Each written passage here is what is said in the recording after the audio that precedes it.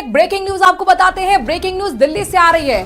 पूर्व उपराष्ट्रपति जगदीप धनखड़ को लेकर बड़ी खबर दिल्ली से आ रही है। इस वक्त की बड़ी खबर आपको हम बताते हैं। जगदीप धनखड़ इस वक्त एम्स में भर्ती हैं, उनका इलाज किया जा रहा है और बड़ी बात यह है कि एक हफ्ते के अंदर दूसरी बार वो बेहोश हुए हैं। 10 जनवरी को बताया जा रहा है कि बाथरूम में बेहोश मिले थे।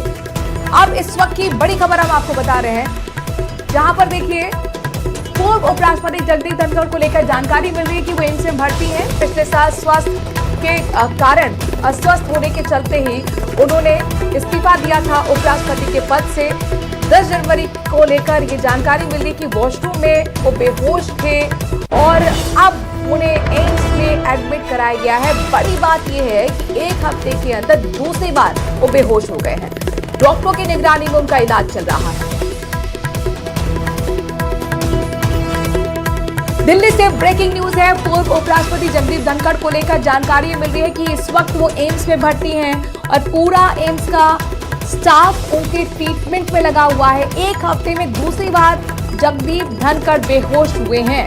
पिछले साल स्वास्थ्य कारणों के चलते उन्होंने इस्तीफा दे दिया था। उनका इस्तीफा काफी सुर्खियों में रहा था और बड़ी बात यह है कि एक हफ्ते में दूसरी बार वो बेहोश हो गए। जानकारी मिल रही कि 10 जनवरी को वॉशरूम में पड़े थे बेहोशी के कारण। अब उनको एम्स में एडमिट कराया गया है। दिल्ली एम्स में इस वक्त उनका ट्रीटमेंट किया जा रहा है। डॉक्टरों की निगरानी में उनका ट्रीटमेंट किया जा रहा है। लगातार उनका स्वास्थ्य गिर रहा है। एक हफ्ते में दूसरी बार बेहोश हुए जगदीप धनखड़ 10 जनवरी को वॉशरूम में बेहोश पाए गए थे। पिछले साल स्वास्थ्य कारणों के चलते ही उन्होंने इस्तीफा दिया था और उनका इस्तीफा काफी सुर्खियों में रहा था। फराह हमारे संवाददाता दिल्ली से इस बड़ी खबर पर जुड़ गए हैं। फराह, सबसे पहले उनके मेडिकल रिपोर्ट के बारे में बताइए, क्या स्टेटस है? जी बिल्कुल, देखिए अभी 1 घंटे पहले उन्हें एम्स में जो है वो एडमिट कराया गया है और आपको साफ तौर पर बता दूं कि उनकी तबीयत जो है वो काफी लंबे समय से खराब चल रही थी और इसी तबीयत का हवाला उन्होंने 21 जुलाई को दिया था, जब वो उपराष्ट्रपति पद से इस्तीफा दे रहे थे। साफ तौर पे अभी जो है डॉक्टर ये बता रहे हैं, क्योंकि 1 घंटे पहले ही एडमिट हुए, तो जो उनकी शिकायत है वो इस शिकायत के साथ गए कि वो 2 बार जो है 10 जनवरी को बेहोश हुए हैं और बेहोश होने के बाद उनको एक बिल्कुल ही उनको होश नहीं था और उसके बाद जो है वो एक दौरा भी पड़ा है।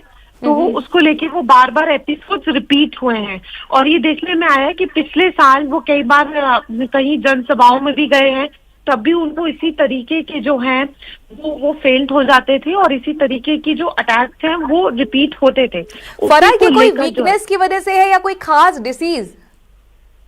देखिए पहले भी उनका काफी इलाज चला है और उसी इलाज का हवाला, उन्हीं स्वास्थ्य बातों का हवाला देके कि उनकी तबीयत ठीक नहीं रहती है, तो उन्होंने इस्तीफे की बात जो है वो सामने रखी थी।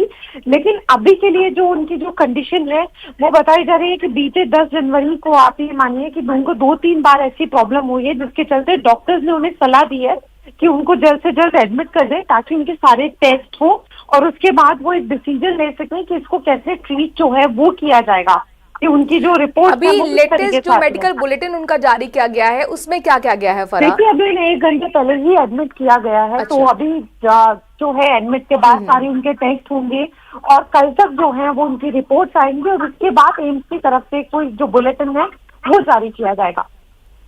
शुक्रिया फराह, तमाम जानकारी हम तक पहुंचाने के लिए। तो 1 घंटे पहले ही एम्स में एडमिट कराया गया है। उनका स्वास्थ्य लगातार गिर रहा है। बड़ी बात यह कि एक हफ्ते के अंदर दूसरी बार वो बेहोश हो गए।